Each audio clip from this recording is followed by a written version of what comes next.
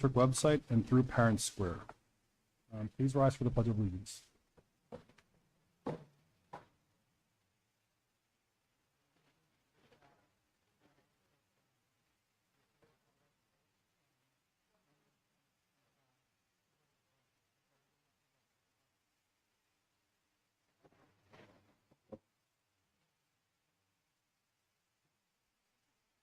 Thank you. Mr. Thomas Savage, can we have roll call, please?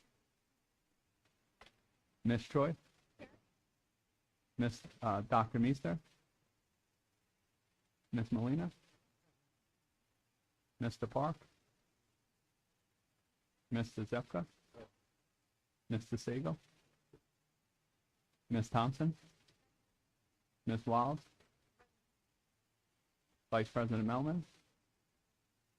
And President Lee? Present. We have a quorum, 7 present. Thank you. And just for the record, those that aren't in attendance, I did notify Mr. Thomas Savage and myself that they would not be able to attend for personal reasons.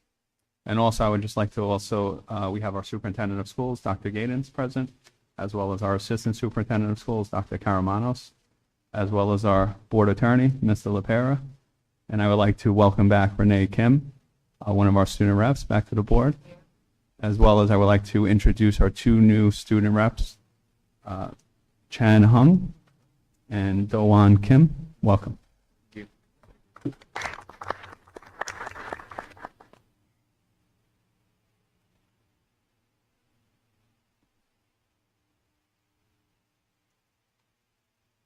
Okay, that brings us to item 1.4 on our new agenda format. Public comments regarding agenda items only. Anyone from the public wishing to speak, please step up to the podium, provide your name and address, and you'll have 2 minutes to speak. Okay, see Arthur.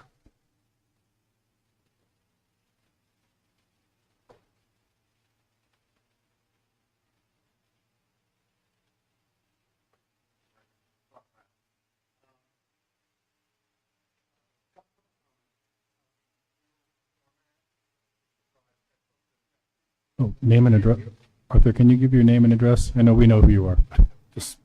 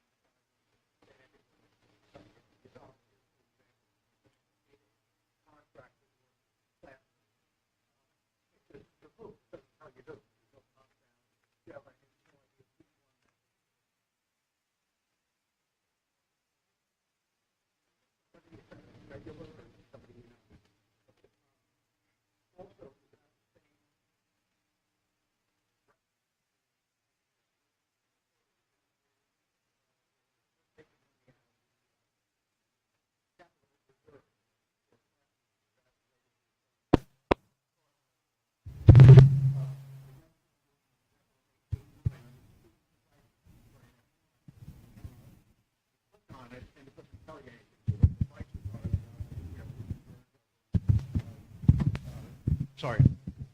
What are those devices that you got that you're spending the money on? So I have 2 other questions. One, the $1 million approximately collectively for the classroom renovations, I think for the media center. You're losing 2 classrooms, which to me would be important to keep in light of the congestion and jam process. Was this planned coming out of capital reserve? The other question.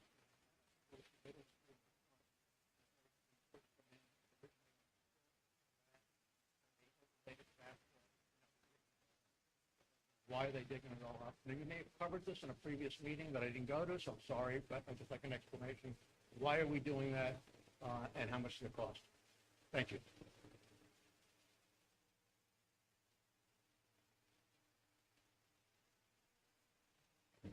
Thank you, Arthur. And seeing no one else from the public, we will close the public presentation portion and move on to, public comment portion. Do we want to answer the question?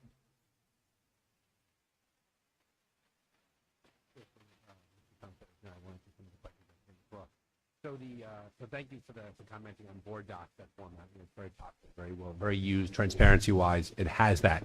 One thing I do want to double check is that there's the public-facing version of the board docs and there's the internal-facing version of it. The items that you mentioned out loud that you entered the information on, that sits at our level here. So I want to confirm that the information can be shown in the public. And like you mentioned 8.8, for example, and I know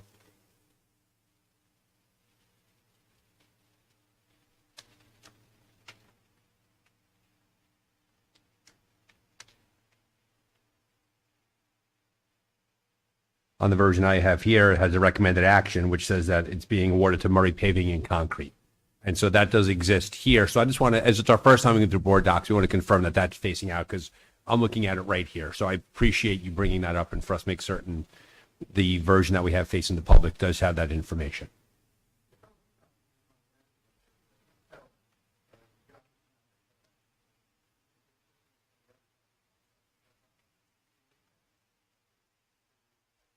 Gotcha. Sure, sure. And we recognize too, there's a bit of a learning curve with board docs and how it looks. And so we try to be as transparent as possible. Those are that's publicly available information. We have no problem sharing it out there for that. You mentioned the classrooms in the media center. That's a renovation project that we're doing to work on some electrical issues we want to take care of.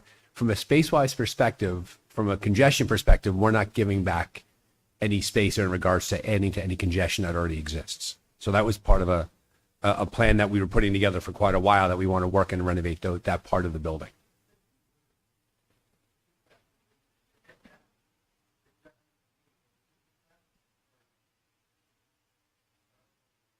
Yeah, and that's what we want to do is they want to build right now the media center that currently exists at LHS is a single classroom space. It's windowless. It's very small, next to the cafeteria. The conversion that we want to do will remove a wall that and have a very, very large space. It will basically almost double 2.5 times size the current media center. Faces west, a lot of sunlight. It's going to look really nice when it's done. It's where the weight room currently is, or our board reps, and that weight room is going to go back down to the basement. We have that space there. The third item I could speak to is the mitigation project at LMS. So basically what you're seeing there is you're seeing the work being done by a company to create proper drainage so that when flooding does occur, because it does occur, that we make it a point that will drain that water away. So that's what you're seeing there. So that's a project that with some FEMA funding that is helping to remove excess water from front of LMS. And that should be projected. We're having that should be finished by the start of school. So that's where that comes from. And now from a cost perspective, I'll have to ask Mr. Tomasevich to speak to that. But there are projects going on at all the schools to help that LMS and LHS have those two significant mitigation projects going on. Relating to the LMS mitigation project that was awarded previously, that we're utilizing FEMA mitigation money, part of that, and we're also contributing the share that FEMA hasn't awarded the district. The total cost of that project is about $205,000 in construction, of which roughly about $117,000, I believe, is through FEMA. So the district's got to come up with the difference. And then obviously there's architect fees, roughly about $23,000. We just looked at the public-facing part there. There are parts where the recommended action is put consistently, some parts where it's not. So we need to make certain the recommended action makes it into the future agenda. So thank you for bringing that to our attention. Thank you, Arthur. Okay. So we are going to go to item 1.5, public presentations. We have a presentation with Dr. Kaimarks.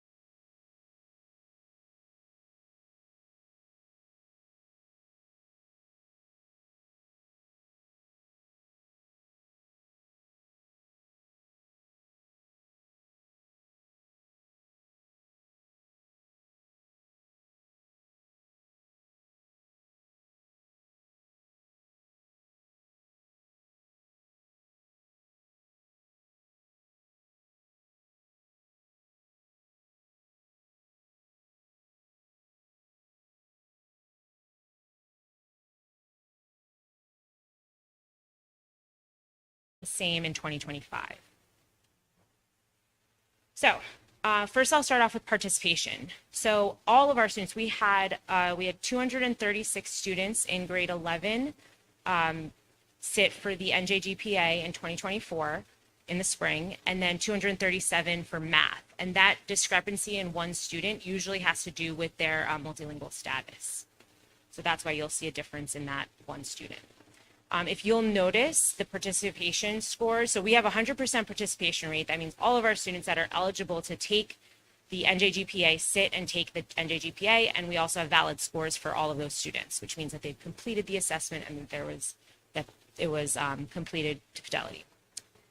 If you notice, there's about 30 more students in the class of 2025 in the 11th graders last year than there were in the class of 2024. So when you're looking at these results, and I don't know if you all remember the conversation we had last year, for those of you that were on the board last year when I was presenting these results last August, we had a really good conversation about how these scores are really, you're looking at scores from 23 and 24 on two very different groups of kids, because those 206 kids in 2023 that took this assessment, none of them are the same as the 236 that took it in 2024.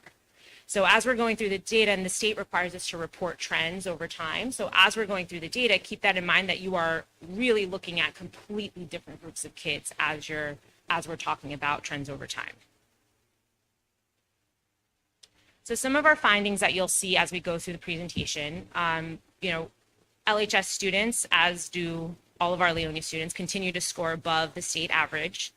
You'll see that, in our data analysis, we found that in ELA, our students need additional support in informational texts and also the reading standards associated with social studies and history, which is similar to what we found when we've started looking at our NJSLA reports, and it's a similar finding that informational texts and reading standards with history and science are two areas that we really need to focus on.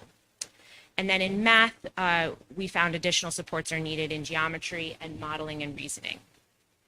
And all students that are tested at not graduation ready in 2024 are on track to meet the requirements through the different pathways, which I will share in a minute. And Leo is really getting ready to sign all 237 class of 2025 diplomas. So we have no doubts that Leo will be signing all of those diplomas in June. Okay, Arthur liked that one. So for our results, you'll see here that we have our 2024 graduation ready. We had 87.7% of our class of 2025 were scored at the proficiency rate, so they are considered graduation ready. And we had 67.1% of our students in math score at graduation ready. Now, of those 29 students that did not meet graduation ready, the graduation score yet, 14 of those students have already met the graduation requirements through Pathway 2. So we've used their PSAT or their SAT scores to show that they've met the requirement. And we have 8 students that participated, and then the 14 left, we have 8 students that participated in the summer administration, and the rest of those students will be participating in the fall, or will try the SAT or PSAT pathway as well. And again, if they don't meet the pathway, we will do a portfolio appeal in January. And then in math, of the 78 students that are considered not graduation ready, 51 of those students have already met graduation requirements using Pathway 2 through the PSAT or SAT scores. And then the remaining 20 of those students participated in the summer administration of NJGPA. And then the other 7 students, we are monitoring through the other pathways. So the summer administration reports are not on this presentation because they're not state certified yet. So as soon as those become available, then we'll come back and include those into our reporting. So this slide compares the results over the 3 years. So 2022 was the first year of the assessment. 2023 you'll see, and then 2024. Again, these are 3 very different groups of kids. Every student in 2022 is different from every student in 2023 and every student in 2024. So you'll see over time, we 2022 was the first year of the assessment, as well as our first year post-COVID taking assessments. And then you'll see us kind of leveling out in 23, 24.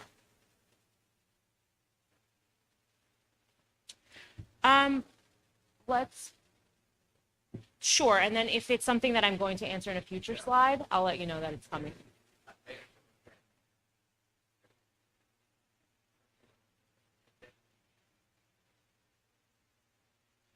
Generally, yes. Yeah.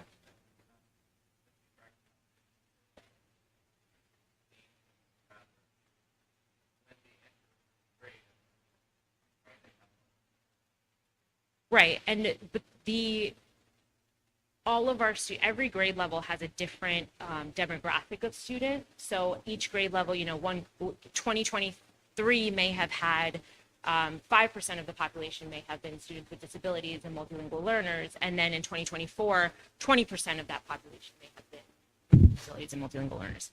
So definitely the demographics play a role, but the consistency that if you remember on my first slide here about the analysis of where our students are struggling, that's what's important to us when we look at this data, because that's where we're seeing trends of, okay, so we know based on our NJGPA and our NJSLA scores that informational text and reading standards are struggling. Kids are struggling from grades 3 to 11. They're struggling with those two areas.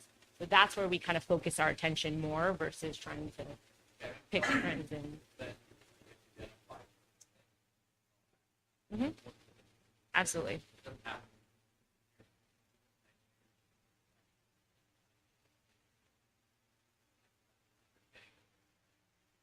Absolutely.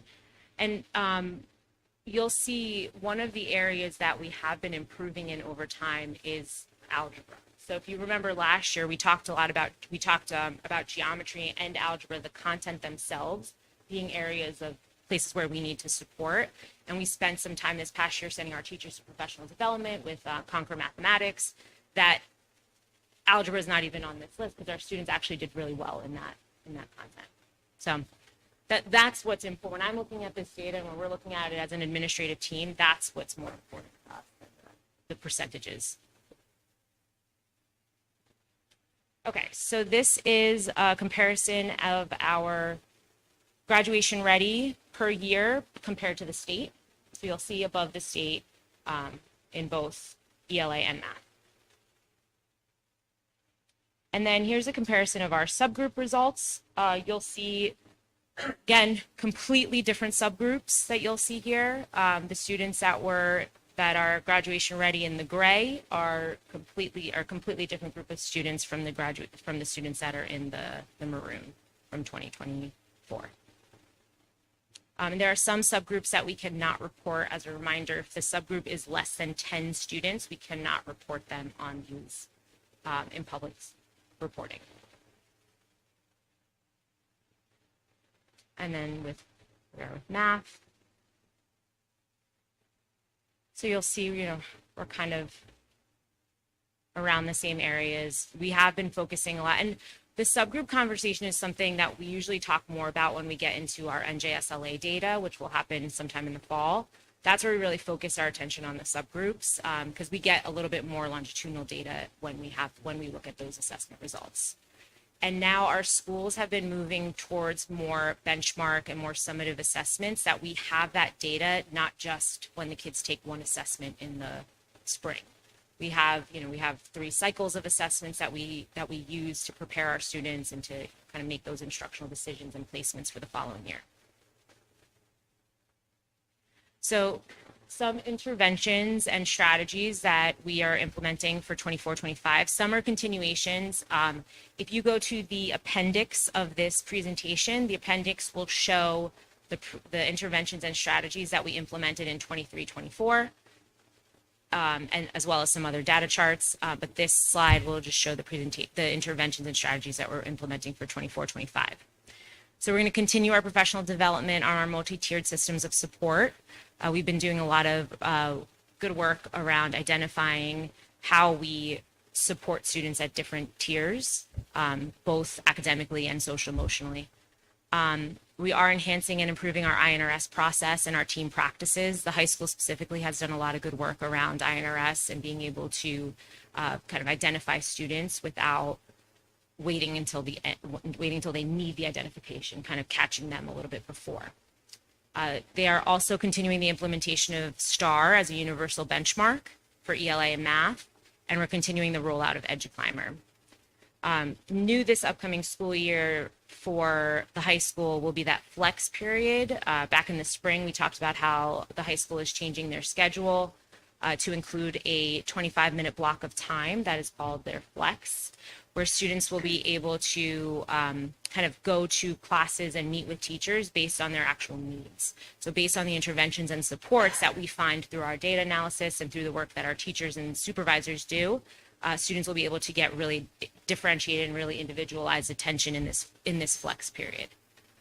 We've also, the high school worked last year on creating an alternative pathway, learning pathways.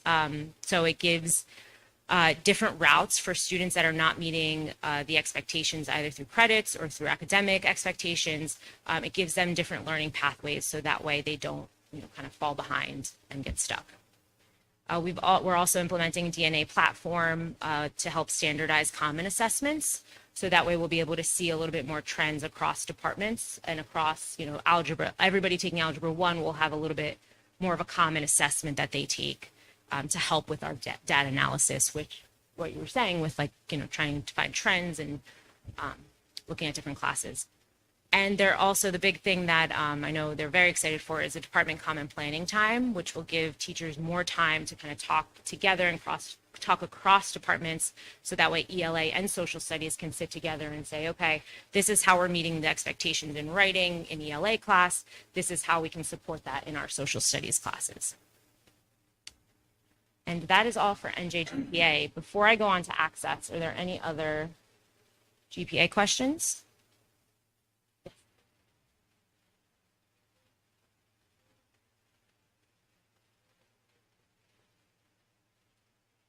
So that's a good question that Mr. Calendar and Mr. Service did send out the schedule a few weeks ago, but as schedules have been released, I think they were released on Monday, that information is in there or it will be coming directly to students in the next few weeks.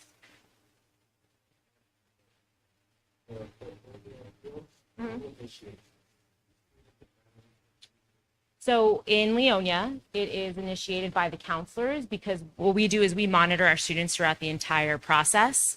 So once they take the GPA, that kind of activates it, right? So then we had, if you remember, we had 29 students who did not meet at ELA. Our counselors monitor that throughout the whole process. And then when it gets to January 2025, any student that has not met the graduation requirements, the counselors will initiate that appeal process with our Director of Student Services. Yeah.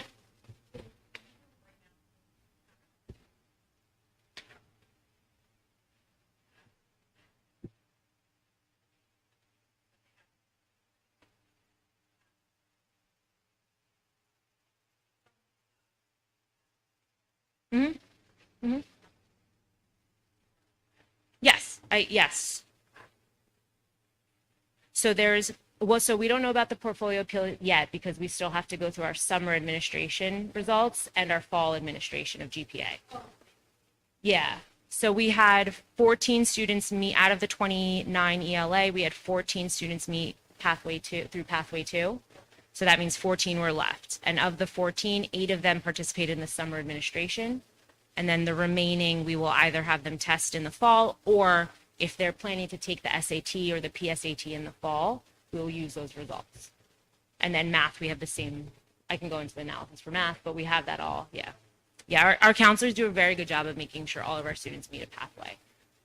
And they do that they initiate that for them, and they kind of help them along in this process. Sure.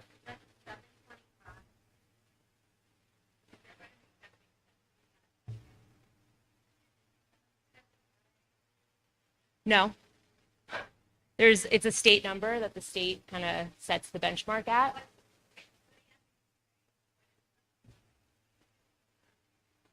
I don't know that off the top of my head. Dr. Karamanos, may I? Yes. So each year the state sets that cut score at a different number. Yeah. It's the same thing for, I don't know the SAT cut score off the top of my head, but the state basically says this is proficiency.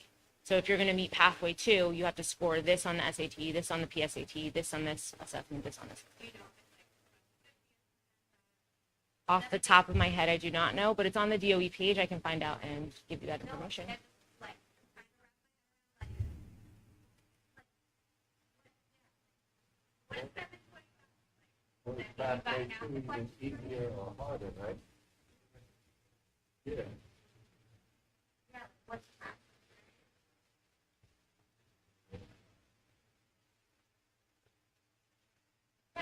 What's hard for me to understand is like, if you don't have an NJPA, type of system, then, well,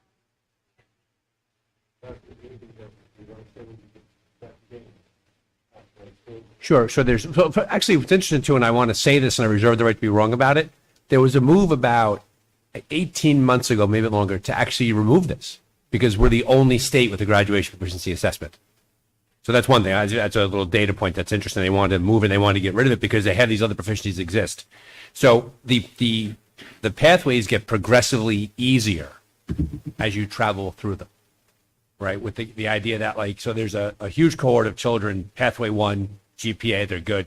Pathway 2 is filled with students who might have multilingual situations, special education students, that depends on how their IEP is written. That gets easier. And then the portfolio appeal process is, if done properly, everybody will pass that process and will receive their diploma.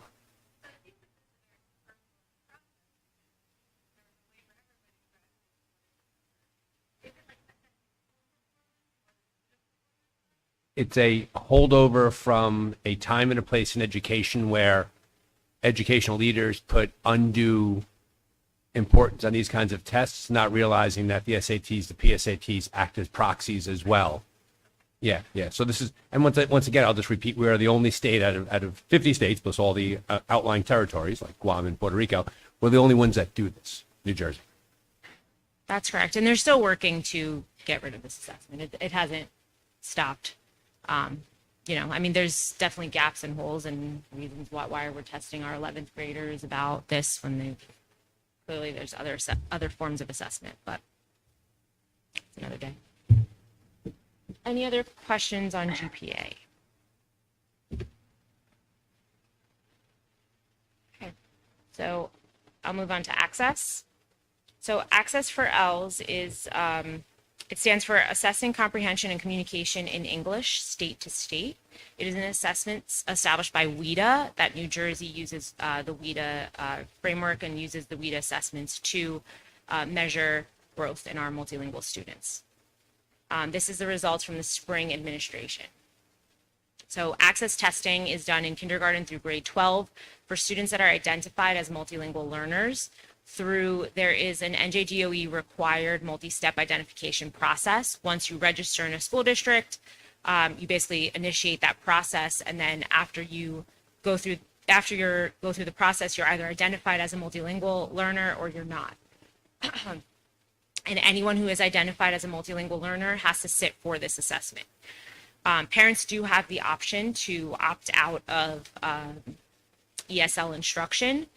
However, students who opt out of ESL instruction still need to take the assessment. And it monitors students' progress toward learning academic English. There's 4 major language domains: speaking, listening, reading, and writing. And then there's 6 levels of proficiency. 4.5 is the magic number. If your overall score is above a 4.5, then you exit our multilingual program. So some findings and achievements from this past administration. We found that, and our supervisor of ESL is very excited about this, so she made me promise that I would make it a big deal.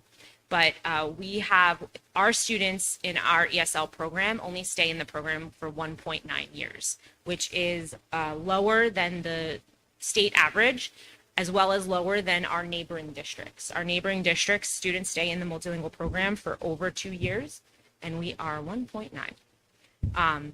which also has grown from our last, every 3 years we have to do a bilingual plan. From our last bilingual plan, we were 2.9 years, or sorry, 2.1 years on average. And now for this bilingual plan that we just submitted in July, we are at 1.9. So it's very exciting news. What we're seeing is constant growth in our English language proficiency in our students and in the program itself. You'll see when we get into the data analysis, the highest scores are in listening. And listening is what is most important when exiting. Anytime, so just because you get a 4.5 score doesn't mean you automatically exit. Usually you do, but if for whatever reason the teachers feel like it's necessary for you to stay in the program, they will keep you in to keep that support.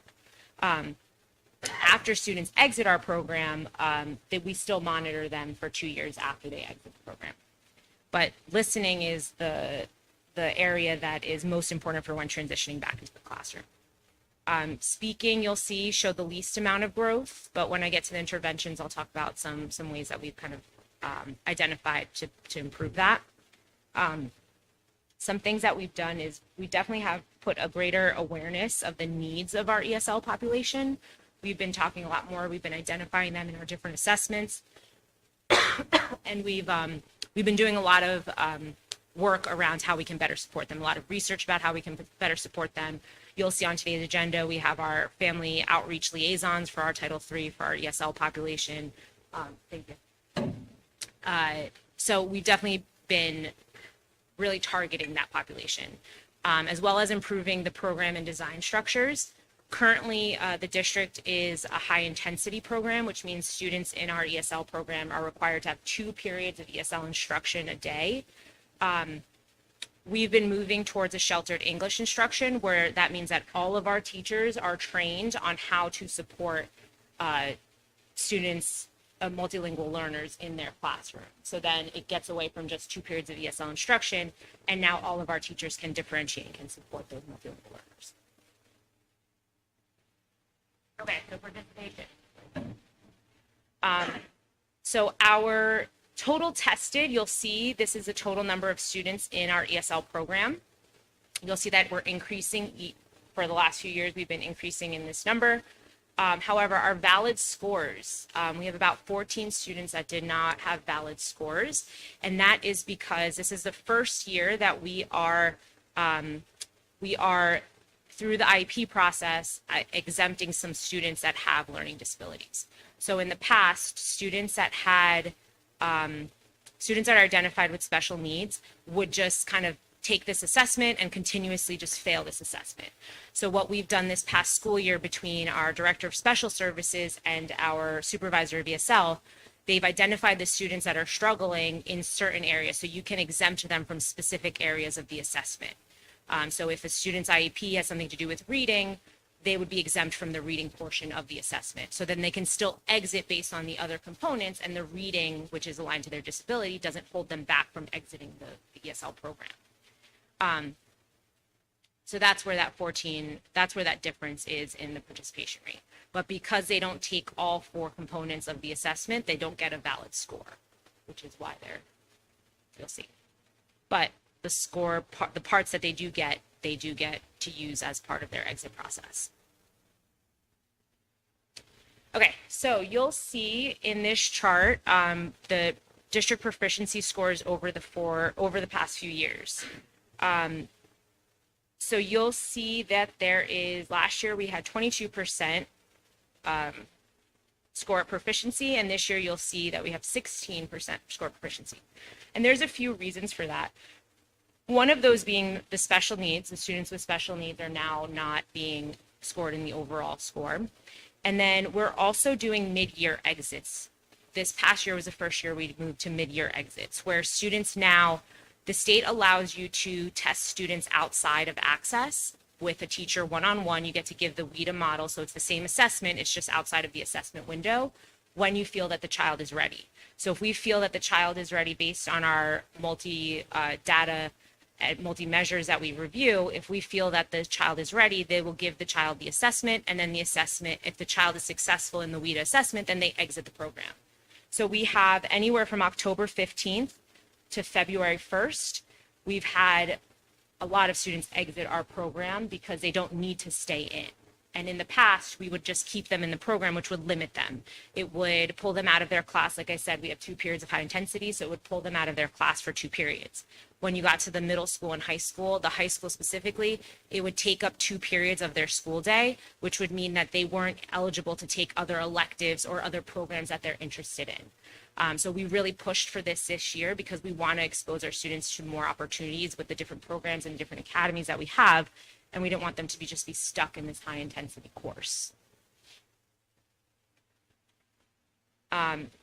So then this compares the school levels to the dish from 23 to 24. It compares the valid scores of the schools and the percentage that reached or exceeded 4.5. You'll see the number.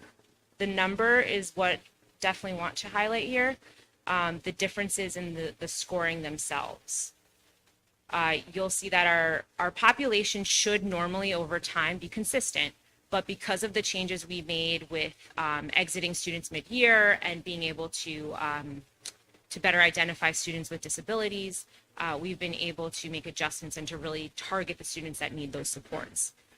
So you'll see some drastic changes in our numbers, which has affected, again, the number of students and the scores that they're receiving.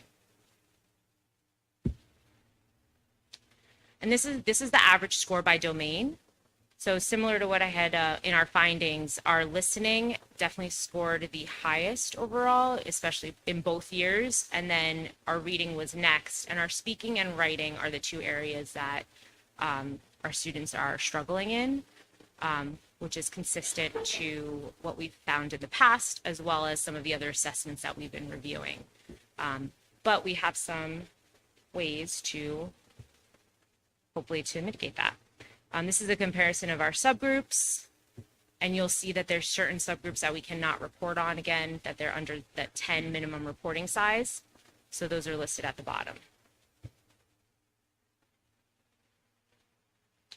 Then our interventions and strategies for the 24-25. So similar to GPA, in this presentation, in the appendix, you'll see more data charts that break down each of the domains and what each school scored in each domain. You'll also see the interventions that we put into place for 23-24. So then you'll be able to kind of see what we did last year and what we're doing this upcoming year.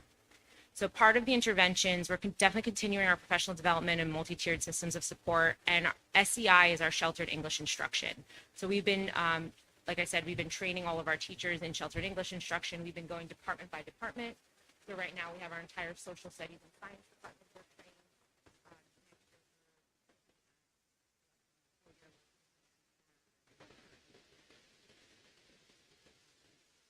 We are focusing on providing more support for ESL instruction in science and social studies to provide more access to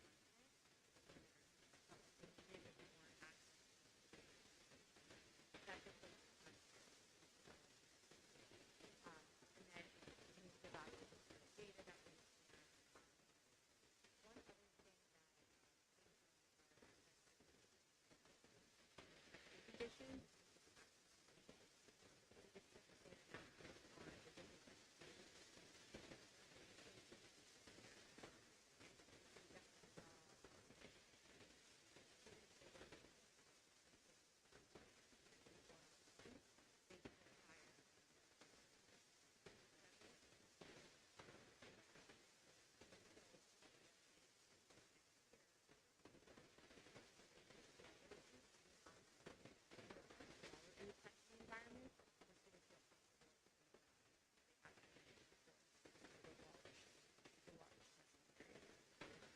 And we're continuing our ESL community.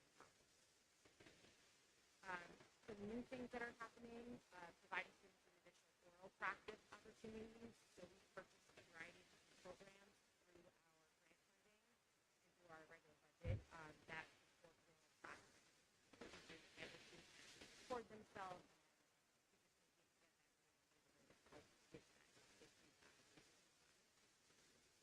The other thing is we're increasing staff in the school.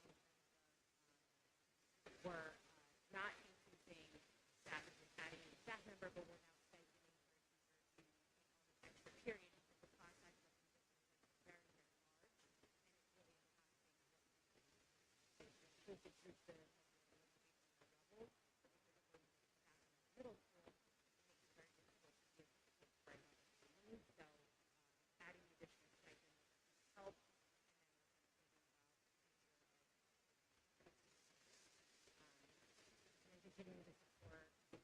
instruction and reflective period at the middle school will allow for middle school to really get that individual support for their own.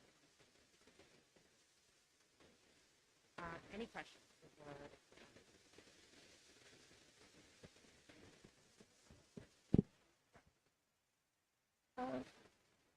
So when the students are ready to exit the program at the 4.5, is that the average of all 4 different areas, or are we waiting until the students achieve 4.5 or over for all 4 areas? It's a good question. It's the average of the overall.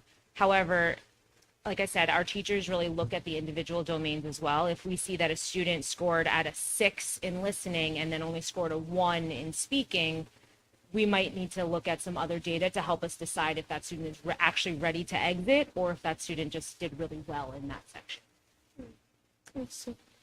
And also, when we were briefly looking at the average score for 4 different areas, I wonder if that's kind of like anticipated or natural process, how it is nothing surprising there, right? No, Just, no. okay. Listening and reading is always like That's consistent. where, right. And Listening is then always the speaking and easiest to pick writing up. Yes, always and takes speaking, longer. yes. Yep. I was Okay. actually just talking today about how, my husband feels more comfortable listening to Greek than speaking it, even though he's been practicing his speaking to me. He won't go in front of my family and speak Greek, which our students are the same, right? Right. They'll listen to you and they know what you're saying and they can respond, but they might be able to respond in a small group setting or one-on-one with a teacher. But then when you go into a class with, 15 to 20 other children, Right. it becomes a little bit more intimidating to speak. Right, right. No, that's great. And also wanted to, and just a comment, also noticed, also anticipated and expected how ACS students exit a lot quicker than LMS and LHS. Yep. So hope to see if there's any differentiated programs that we provide or focus for the older students because they need more support probably. Yeah, that's definitely natural, right? We know that the younger a child is, the easier it is for them to pick up that language. By the time they come to high school and middle school, a lot of times there's some type of gap in their learning also. So it's not just the language, there's more variables in that. But yes, the programs that we have and that's part of that sheltered English instruction. That's why we're pushing that teaching in the middle school and high school. So that way those teachers do know how to be able to, when they're sitting in their class, even though they're not the ESL teacher, they know how to build academic vocabulary. They have academic vocabulary lists that they know that students can access. They have routines that students can pick up on that will help, which teachers do at the elementary school naturally because through phonics instruction and through just natural multisensory reading, teachers do that already. So, it's building that at the middle school and high school, which we have been, which has been great. The teachers have really appreciated the training and the support. Any other questions? All right, last piece. So additional data reporting. This is the shortest section, so I will go fast. We just wanted to highlight some of the other assessments that our students and other programs that we have available for our students, since we do have the platform now to be able to share that. So here we have an analysis of our AP exams, our advanced placement exams. You'll see that we've increased the number of subjects available at the high school. So we've added 5 more AP subjects at the high school that students can take. You'll see that the total number of assessments the total number of exams taken has increased by 78 exams, but the number of students who took more than one exam, or who took at least one exam, decreased. So that means that our students who are taking the exams are taking more, but the amount of students that are taking the exams is decreasing. But those students that are taking the exams are definitely doing well because we are increasing in the number of scores that are 3 or higher. So 3 is the magic AP number, 4.5 is the magic access number, 3 is the magic AP number. So that's what we report to the state is the number of students that get 3 or higher. And then that's the percent of students. And here you'll see the assessments that were available, the total taken, and the total of students that scored 3 or higher, and the percentage of that student group, starting with 100% and going down. So you'll see our first hundreds. If you look over here, we have our Spanish language, seminar, Japanese language, drawing. We have all 100% here. But I did want to highlight Calculus BC. 96% of students in Calculus BC scored a 3 points on the AP exam or higher. Wow. That is amazing. That's insane. That's possibly one of the highest scores in the state. Yeah. Yeah. That's absolutely amazing. And when you look at chemistry also only had one student not score. European history, you get a few more, but the fact that our Calculus BC 96% tells you the amazing job our students and our staff are doing for that. And then you'll see continue going down. And through this is where we look at the different programs that we have, how many students are taking the programs, and then if there's any areas and gaps, especially when we get down here, looking at these programs down here that maybe we didn't score so high. What are we doing and what can we be doing to better support those programs? Any questions on AP before I go to dual enrollment?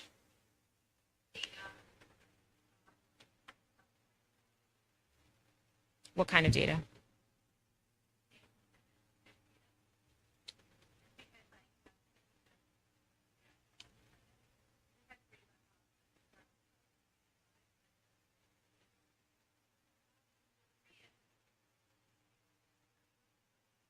So the reason why we went with 3 is because this is what we report to the state. So when you look at our performance report, trying to help you kind of digest our performance report a little bit, when you look at our performance report, it's reporting students that score 3 and above. So I don't have 4s and 5s picked out, but we do have through our EduClimber, and this is where our EduClimber system has been amazing, but this is where it really shined because I was able to pull all of this data so easily and so beautifully. I could see exactly who scored 3s, how many they took. It was absolutely amazing. But through that system, I could pull 4s and 5s if that's the data I was looking at. But again, we went with the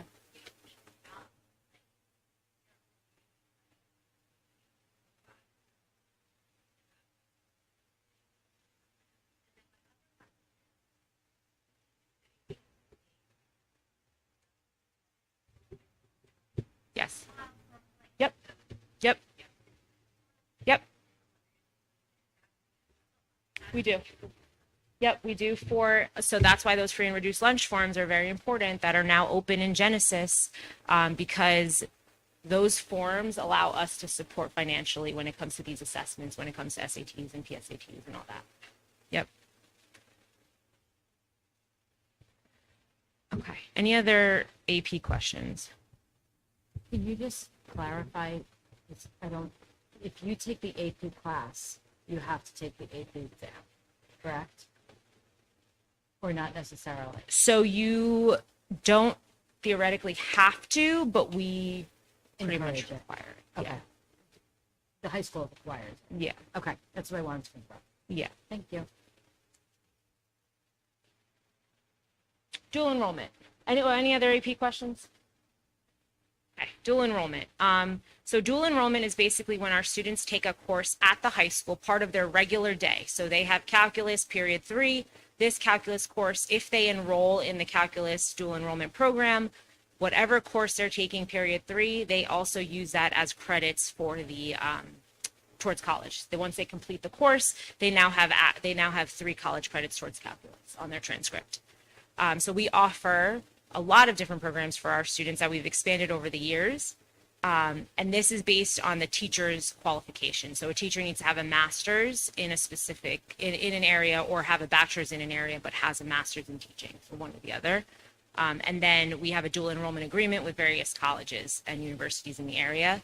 We currently work with Bergen County Community, St. Thomas Aquinas, and we do have some courses at Ramapo. So you'll see students enrolled in at least one dual enrollment course. This is the entire population. We had 52.2% in 2023 and then 53.7% in 2024. The high school is really pushing, trying to get the word out about dual enrollment because it's a missed opportunity for families. You know, you're paying, I think it's so cheap. It's like $100 for a credit for 3 credits at Bergen through a course that you're already sitting in versus when you get that first college tuition bill of thousands.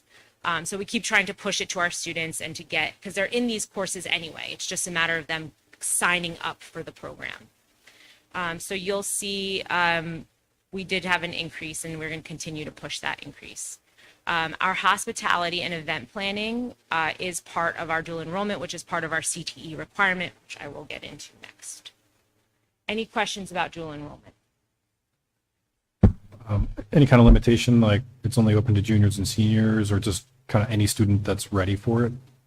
If they're usually upper level classes. So if they're in the course, that means that, you know, they're probably juniors or seniors. I don't know if we have any sophomores in the course off the top of my head, but definitely they're not freshman level courses. Any other dual enrollment? Okay. And finally, our career and technical education programs. So we have, in case, you know, I don't know how much we advertise this, which is why we wanted to share this out. We do have 2 state approved CTE programs. One is our marketing program, our MBLA Academy, and our other is our culinary hospitality and tourism program, which is also an academy. You know, having these programs as CTE, the state recognizes them as career and technical programs that they give. We have different opportunities for kids at other schools that don't have CTE programs, may not have. We are pushing the enrollment in our CTE programs as well. There's definitely some things that when I get to the interventions and strategies that I'll share, but just getting more students aware of the opportunities that we have at the high school through the marketing and through the hospitality program. We did increase our CTE participants over the last year. And, you know, one of the great highlights that we have in our program is our hospitality and tourism. We do have an industry valued credential that students in grade 12 get to take as part of the program. So our students in grade 12 sit through their regular course, but then in December of that course, they sit for the ServSafe Manager's Assessment. So they get to lead, and our students always pass because we support them in every possible way that we can, and including after school programs, including tutoring sessions through our ServSafe. And the manager's assessment is very difficult. So when we told our stakeholders that they passed the manager's ServSafe assessment, they were so surprised because they were just like, one was like, wow, he's like, I've seen a lot of kids fail that multiple times, but our programs and our supports are there. So they get to leave high school with a manager's certificate for ServSafe. And that number, the reason there's a difference in that number is based on enrollment of grade 12 students in the program. So last year we had 15 students, this year we had 6. And all 6 passed this year. I'm up there. Yeah. Yeah, it's such a great opportunity for them. Like when I told my parents own restaurants and when I told them that we did this, they were floored. They were like, I would kill to have a high school student working for me with a ServSafe Manager's Assessment. They're like, it's amazing. So just some findings and interventions that we're putting into place. You know, we definitely found strengths. We're definitely increasing in our enrollment, and the outreach that we're doing and the supports that we're putting in are getting more exposure to these programs for students. And then something for next steps, expanding our AP dual enrollment and CT programs.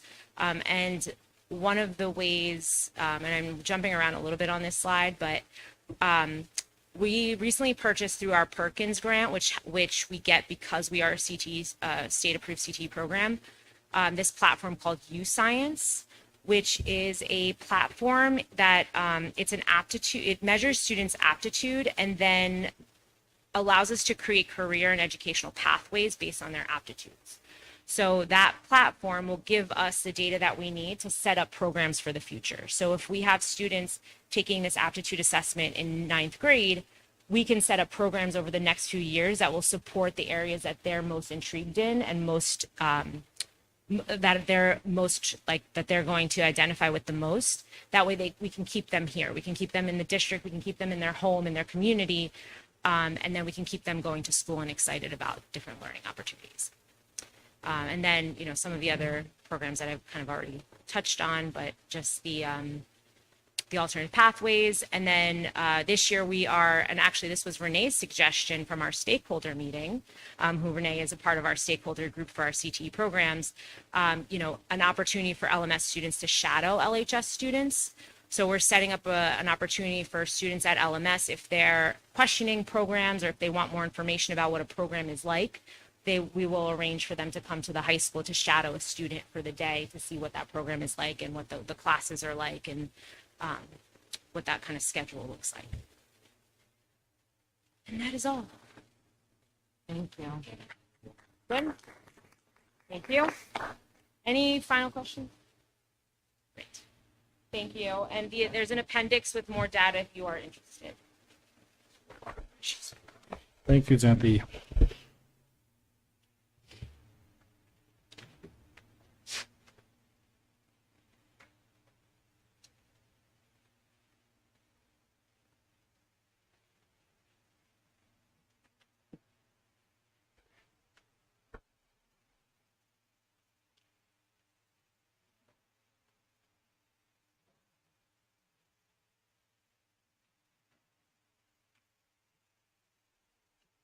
All right. Thank you very much, Dr. Hermanos. That brings us to item 2.1, board member comments, or excuse me. Any board members have any comments on agenda-related items?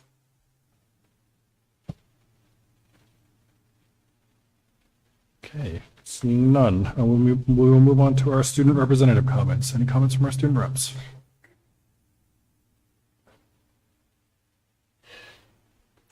Okay. That's all right. Okay, so seeing none, we'll move on to 3, approval of consent agenda items. Can I have a motion and a second? Motion, Maria, and a second, Joe? And that's roll call, please. Ms. Choi? Ms. Molina? Yeah.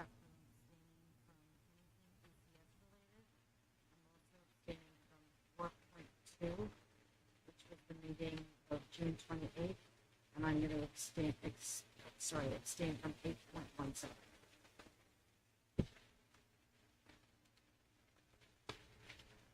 Mr. Sepka? Mr. Sagal? Ms. Thompson? Ms. Wilds?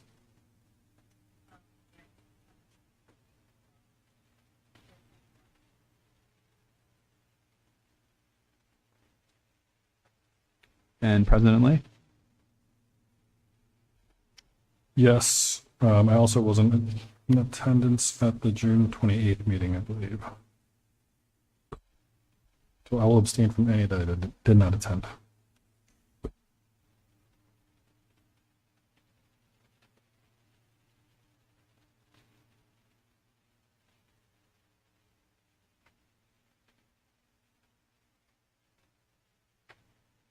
I just have a question for Mr. LaPera for the June 28th meeting.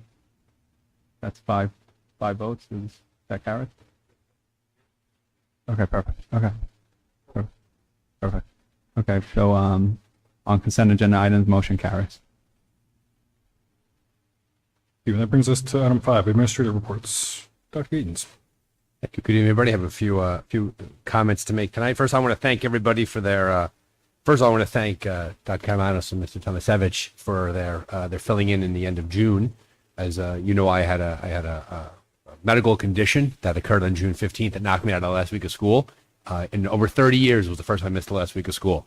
I enjoyed it from the live stream from the comfort of my house, and I am grateful for all the good wishes, and especially to the administrative team that stepped up at that time. So thank you for that, for those good wishes. It's wonderful to be here this evening. It's good to be back. A few things to comment on. I'm sure Mr. Tomasevich will mention it also, but we had a significant rainstorm roll in, significant damage found across the district. Again, the high school has things they have to worry about. We've talked about the idea of the gym floor has to be replaced, other things that we have to do. Definitely a buildings and grounds conversation around both the short-term and the long-term impact of these storms. These storms used to arrive once a century. Now it's once every like 6 weeks, right? And so I'm sure that when they built the high school in low-lying ground, they didn't think that this would be happening again and again. But there has to be some conversations around that, and we're prepared to have that. A variety of summer projects are being taken care of around the district, including roofing, and we're working on some mitigation projects. Those are going very well. We want to thank especially Mr. Woods, our Director of Buildings and Grounds, and Mr. Tomasevich for their hard work in getting all of those ducks in a row. I do want to point out for all those building projects, the building-based administration has been huge in helping to organize that, get that going, and making certain those projects are good. That being said, we'll be prepared to open school in 3 weeks, 3 weeks from today. The teachers return, I believe. Yes, 3 weeks from today, teachers come back. And 3 weeks from Thursday, the children return to us. We cannot wait to have that happen. All of our community members yesterday at about 9 o'clock in the morning received an email from their building principal with their schedule and their handbook and the forms to fill out. That was a concerted effort by the district to streamline that process. They used to arrive at different times. They'd arrive later in August. We wanted to get those out early. We wanted to give parents a chance to see those schedules and get rolling with that. And so thank you to our building principals for having that taken care of. I do want to welcome our new Board of Education representatives. On September 3rd, we will do your official swearing in. This is the August meeting is a little interstitial. We're still kind of in August, but September we will have the official swearing in of you, and thank you for doing that. I want to thank Dr. Karamanos for her presentation tonight.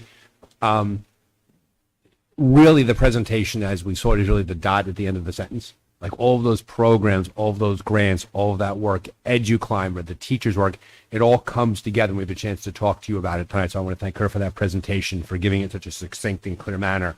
The hundreds of hours of work that go into those results, credit to her, credit to our staff, and to our administration.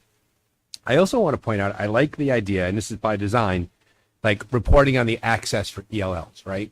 Traditionally, an underreported on, underrepresented group in many school districts. A lot of districts sort of just point to the report and say, here's the data, and they move on. But we want to make certain that every student who passes through our hallways gets the same attention, whether it be an AP student, whether it be an ELL student, an NJGPA student. Very important to us that everybody is represented in this room at that level. And the last thing I just want to say is let's have a great school year, a bit more of that in September when we come back. But I just want to say we're excited to get going here. And we want to thank everyone for their support. So thank you. Thank you. Mr. Tomasevich. Thank you, President Lee. I have a few items to discuss. The first is application for free meals, summer EBT benefits, and other district benefits, which Ms. Thompson touched on, relating to, and as well as Dr. Karamanos, relating to the benefit. So children need healthy meals to learn. The Leonia Board of Education offers healthy meals for every school day. The price for meals for the upcoming school year, as well as other important food service information, can be obtained through our district's website, located through the food service department section on the website. Your children may qualify for free meals and summer EBT benefits. The district utilizes this form to determine other potential benefits that your child can receive, such as discounted fees or potentially no fees for certain district enrichment programs. Field trip costs can be reduced or eliminated, as well as some book fair opportunities, as well as some testing fees. It is highly encouraged to complete the application through the Genesis Parent Portal in order to determine if your family qualifies. If you need a hard copy, one can be obtained through the district's website by printing it, or you could contact your child's school's principal's office or the district's business office. All contact information can be accessed on the district's website. The district will also be hosting 2 parent assistant nights to help families with filling out the forms, as well as answering any questions for those who need translation assistance. Those dates are August 20th, I believe, and August 28th between 6 and 8 p.m., located at Anna C. Scott Elementary School in the computer lab. And a keynote, if you completed an application for the prior year and had qualified for free or reduced meals, a new application is needed to be completed for the upcoming school year.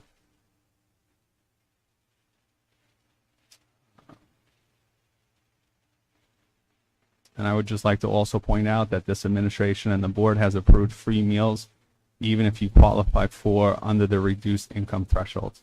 That was something that we approved previously in April. I believe the April meeting. The other item is direct certification process. The district has completed the first round of the direct certified families for free meals. The letters have been mailed out this week.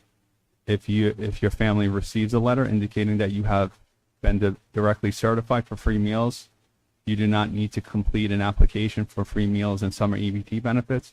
You automatically qualify. The next item is insurance recovery, which Dr. Gaydens mentioned. So the district was hit with incurred water damage from heavy rainfall that occurred last Tuesday, and the district is working through with our insurance adjuster, as well as internally through our current staff. And I would also like to recognize Mr. Kevin Woods and his team for the great job that they did responding to the rainstorm to mitigate the extent of the damages, as well as getting the affected areas remediated. In addition, I would like to recognize Mr. Pablo Samuel and his team for the job that they are currently doing relating to getting the technology equipment and the infrastructure remediated that were affected by the water damage.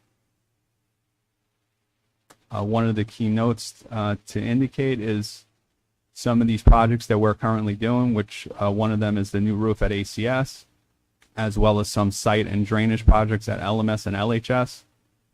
All three of those projects were intended to mitigate, water damage with the hope to prevent it 100%. But the district will be assessing all locations to determine additional site and drainage needs and bring them back to the Buildings and Ground Committee and Finance Committee, as well as included in our upcoming strategic plan. As well, the next item is capital projects update, LMS mitigation project, which Arthur, you had mentioned. So currently, the vendor is installing all underground drainage piping. That has been completed. The installation of both seepage tanks is completed. Installation of the basketball hoop pole was completed. So the vendor is in the process of completing the removal of all the asphalt and concrete, expected to be completed by the end of next week. Repaving will begin the last 2 weeks of August. The vendor still has some additional items relating to gutter scope for the overhang. The vendor is confident that the paving portion of the project will be completed prior to the start of school. The focus is on that repaving area. LHS mitigation project, installation of the retaining wall is complete. Vendor is working on the top caps this week. Stairwell, walkways, and stairs installation will begin next week. The week of August 26th, the vendor will be completing the paving of all the asphalt.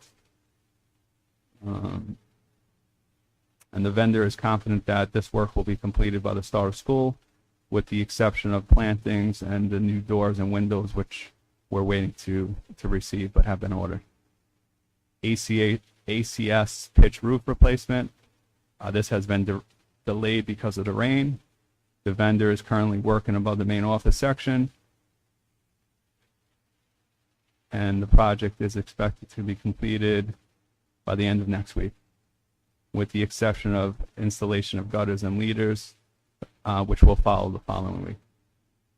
LHS core area, the project has been slightly delayed.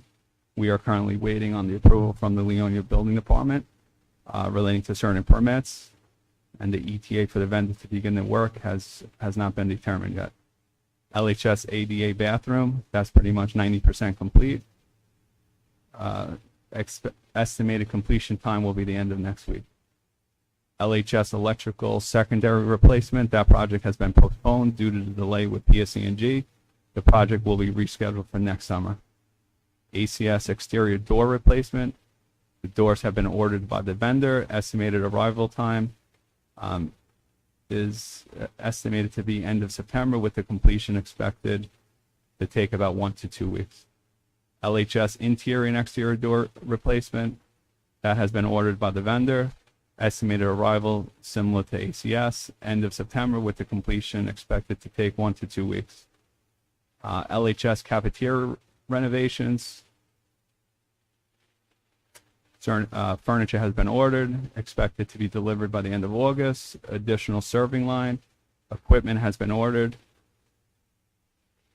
with the updated plans in the process of being distributed to certain electricians to be outsourced, as well as a plumber. Vendors will begin working on the proposals and submitting for building permits shortly.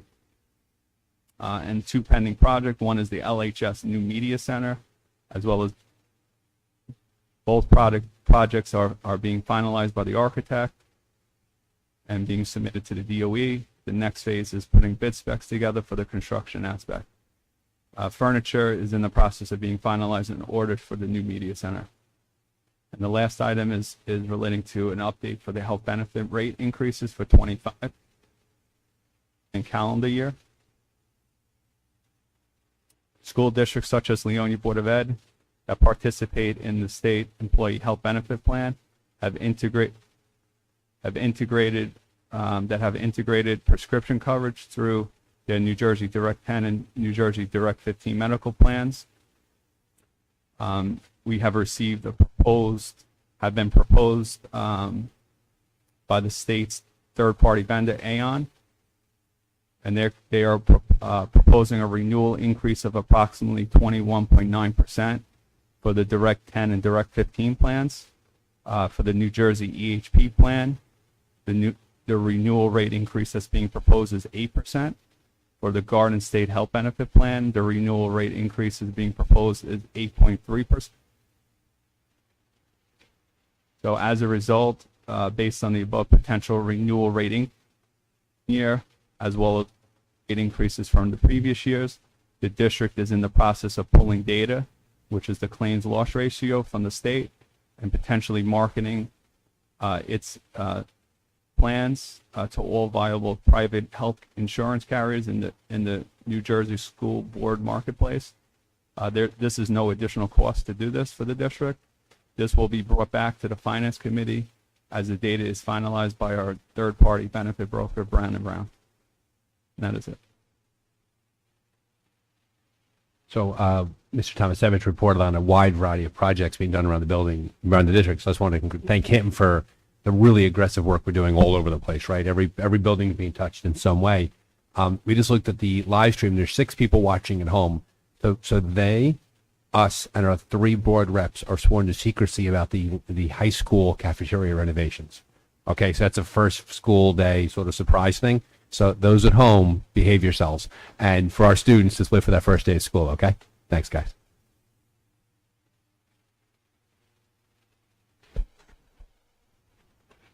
Thank you.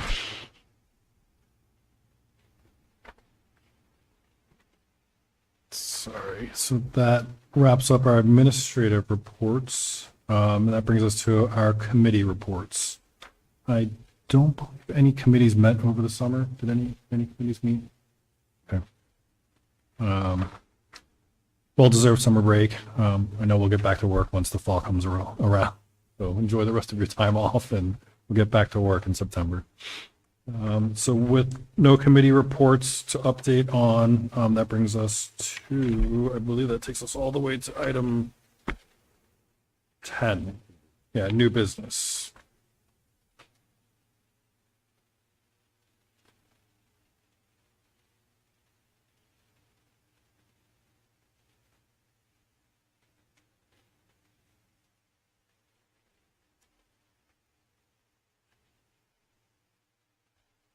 Does anyone have a need to discuss anything under new business? So it'll have to be during it. Actually, we can't. It's the resignation of one of our paraprofessionals. She's returning to a full-time internship to further her career. So great worker, great to have her here. moving on in the world, moving up. We're happy for her. We hate to see her go. We've already begun the search for her replacement. Okay, can I have a motion and a second, please? Noreen, and a second, Maria, and that's roll call. Ms. Choi? Ms. Molina? Mr. Zepka? Mr. Sagal? Ms. Thompson? Ms. Wild? And President Lee? Yes. Motion carries on new business. Thank you. Okay, that brings us to item 11, public comment on non-agenda items. Anyone from the public wishing to speak, please step to the podium. Arthur.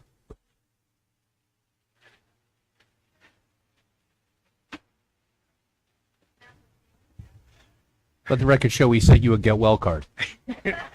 I appreciate that too. I told you that. I appreciate that. I have a couple of things. I'm going to start with Xanthi, your report, which was good, and I enjoyed it. I have a question regarding the ESL 1.9 average. You said, but you continue to follow the kids for 2 years thereafter. Do you have any information on how many snap back after they get out? Do they go back?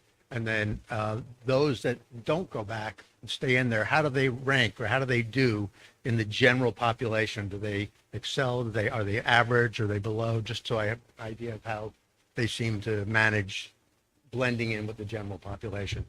Also, good report, Eric. I enjoyed that. You kept looking up, and I was listening to every word you're saying. That was good. I did listen to a couple of the meetings at home, the past ones, and one thing I noticed was, I'm not going to comment on the meetings, but when you don't speak right into the microphones, you can't hear. So I don't know if any of you all listen to the videos. You probably don't because you're here, but I did listen to a couple of them, and that's just a comment I had. So it's really important to speak right into the microphones if you want them to hear you. Now, if you don't want them to hear you, don't speak into the microphones. Anyone follow Jaden? Did he graduate last year? He did. Okay. I don't know if you know, he ran the fastest leg of the Trinidad and Tobago 4x4. They got blown out, of course, by the U.S. and others, but he happened to have had the fastest split. I think it was 45.9. I follow that because I used to be a quarter miler. So it was, I was pleased I had a search for it because they didn't put it on. He didn't make TV.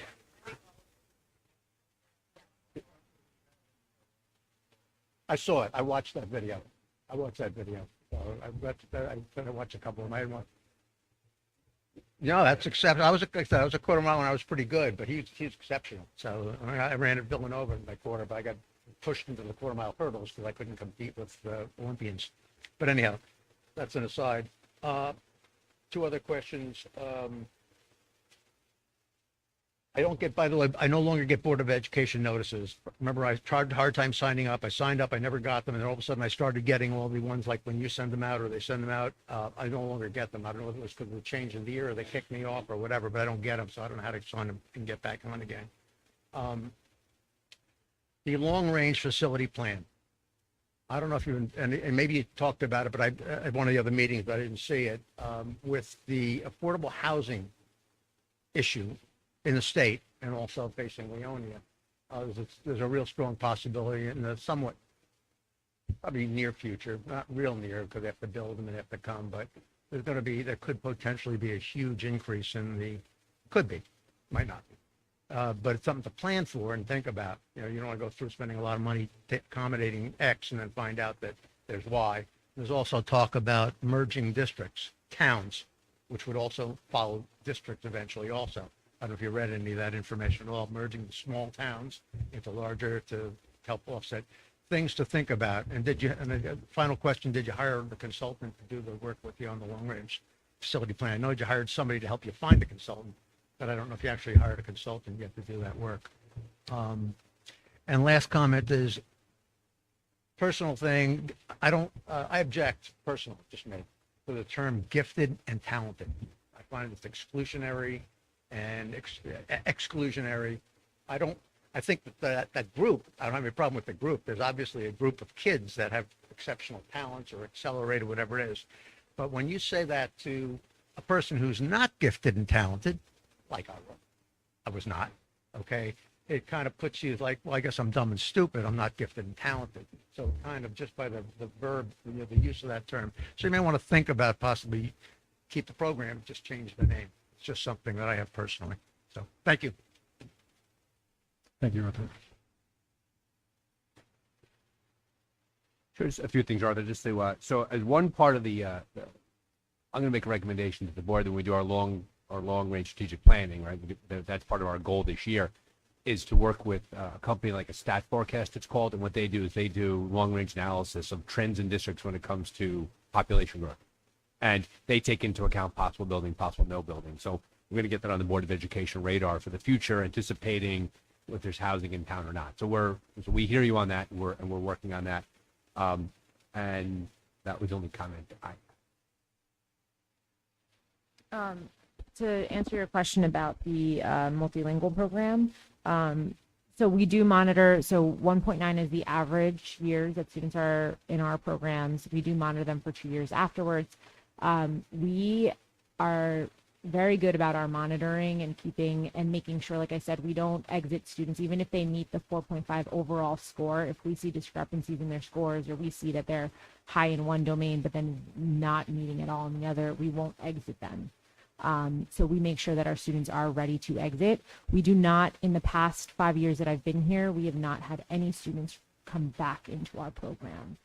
So we've been successful in making sure that our students are getting the support that they need. And then when we are monitoring them, the teachers are working with, the ESL teachers are working with the general education classroom teachers to talk about those students with the DSI and the INRS teams to be able to provide additional support. So our students, average, they just go back into, they fall average, some excel, some need additional support, but, there's not just a chunk of multilingual learners at the end of the classes and, so, yep. And I could just add, President Lee, I could just add one more thing relating to the long-range facility plan. So we did a full long-range facility plan about, I want to say, 2 years ago, in conjunction with our architect from Environetics, as well as we had a demographic study from another third party, looking at data relating to Leonia as well as Edgewater residents. At that time, I don't know if affordable housing, they really accounted for how detailed that they accounted for. I mean, they kind of look at if there's any developments, what the current, data holds, but I don't know with affordable housing if that was 100% addressed at the time, because of, it hadn't been finalized. For the Board of Education update, the Parent Square updates, the community updates, we just sync. So everything, just so you all know, everything gets put on pause on June 21st, whatever the last day of school is. The next day, everything gets put on pause in terms of our tech programs. And then yesterday, Monday, we released the schedules. So now that the schedules are released, the programs now begin syncing again. So now that the schedules are live, all of those programs will start. So then that community group will start becoming live again. And what I'll do next time we send an update out, I'll email you to confirm that you received it. If not, we'll figure it out.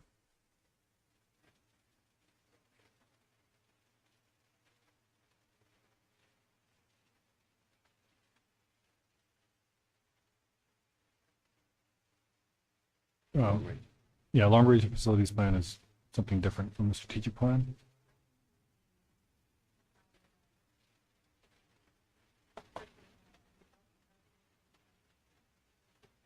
Right. For your question, did you mean our district strategic plan or the long-range facilities plan? Okay.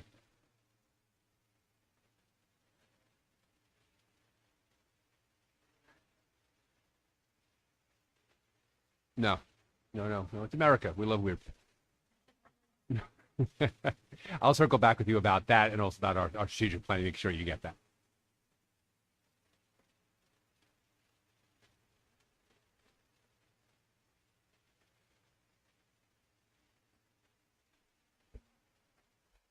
Okay.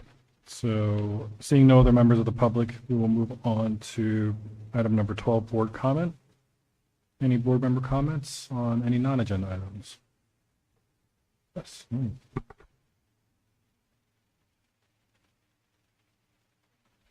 That applies now too. Thanks. So first, I just wanted to say thank you to the administration, Eric, Kevin's team. Obviously, there's a lot going on across the district to get the buildings ready for school to open. Very clear from your report, so thank you for that. I just wanted to ask about the storm impact, like LHS in particular, because I know a few people have asked me in town, and some of them were listening in tonight.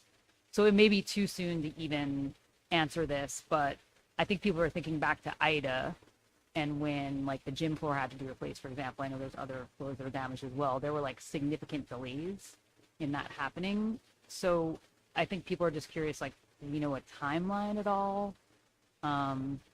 Might be too soon, but just what does it kind of look like? Sure. So it's a good question, right? Because Ida was before I arrived, but we hear about Ida all the time. So this is Ida-like, but not as intensive as Ida. The gym floor has to be replaced. We said that from the very beginning. That's going to happen. The old gym floor has already been torn up, so from molding, from a rotting perspective, that's already gone. There's other parts on the first floor that have to be done. We don't see a delay to the opening of school. That's an important thing to point out. Like, school classrooms will be available. There's a lot of work to be done there, and the gym floor will need to be done. From a time perspective, we're not there yet in terms of giving a time frame for when that will be completed. That will definitely roll into the start of school. There's no way we can get a new gym floor down in the few weeks before school started, but we will have an update to the community, especially the LHS community, about that in the next few days, probably in a week or so. All right. Just to add to Dr. Gaydon's comments, one of the things relating to Hurricane Ida, why it's a little different is Hurricane Ida was more state across the state, so a lot of districts were impacted. So it bogged down, insurance adjusters in that regard, as well as it was close to COVID. So a lot of furniture needs, a lot of vendors were kind of backlogged. So we're not experiencing that type. So hopefully, things shall go smoother. In addition, the county, so we submitted part of their, what occurred, we submitted notice to the county to identify that it's an emergency. So based on that, we have some less restricted ways to go about awarding contracts, so we don't have to go through the standard bidding process, which takes time and puts that all together. We could do it through an emergency once, based on the county approval. So that should help expedite what needs to get done. So I have two things. One, whenever we find that timeline, especially the gym floor, if you could just communicate that out. I know you do a great job with that. And then starting tomorrow, Leonia Sports Boosters are going to have the carnival, which the funding goes to all the sports in town. So please come out.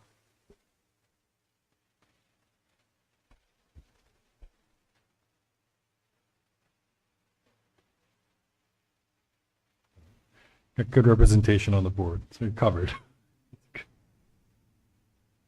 Any other members, any comments? Okay. Well, thank you and welcome all back after hopefully a restful summer. And welcome to our returning and our new student members. Looking forward to another great year this year. Tough start with the rainstorm, but I mean, it could have been worse. I think during Ida, there were fish actually in the hallways in LHS. I think we avoided that this time, but yeah, definitely many thanks to Kevin and his staff and his crew. I was getting texts from Brian late into that night with kind of videos and updates. So it was pretty amazing to see. And it's tough, especially after Ida and taking so long to get our mitigation projects started. And we were so close to getting them done. It wouldn't have stopped everything, but I mean, some of the issues with the roof in this building, I know some of the flooding, at least at LHS, would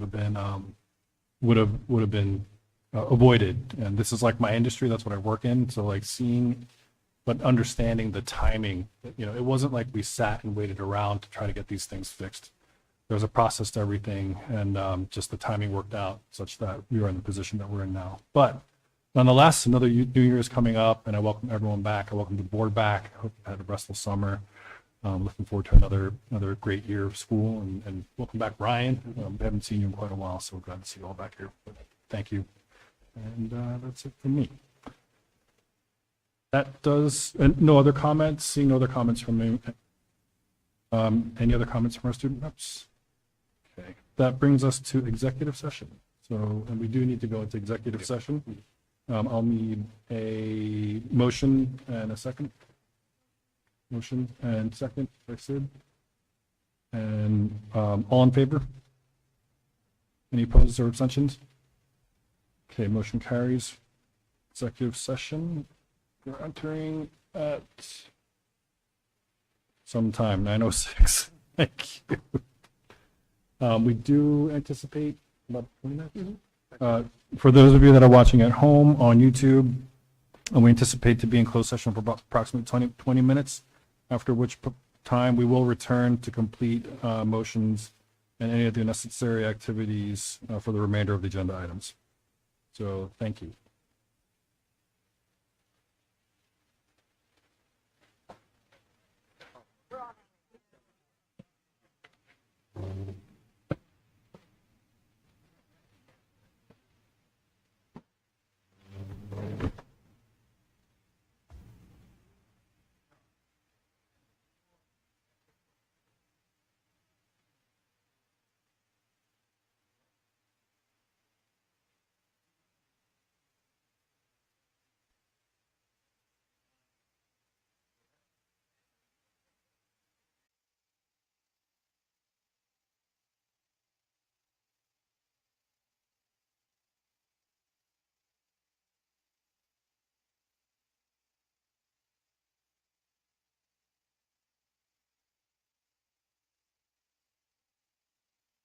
Thank you. We're back in public session.